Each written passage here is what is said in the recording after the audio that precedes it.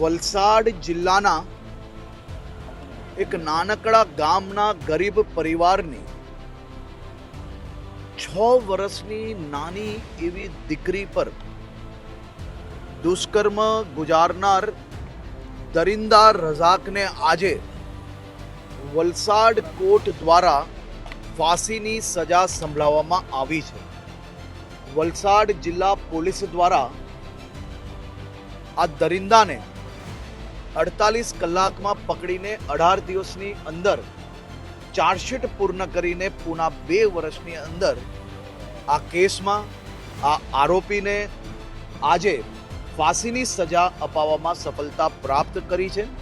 હું રાજ્યની સૌ માતાઓ, બહેનો, દીકરીઓ વતી વલસાડ જિલ્લા પોલીસ અને સ્પેશિયલ લોયરની બેઉજનને ખૂબ ખૂબ આભાર માનવા માંગુ છું.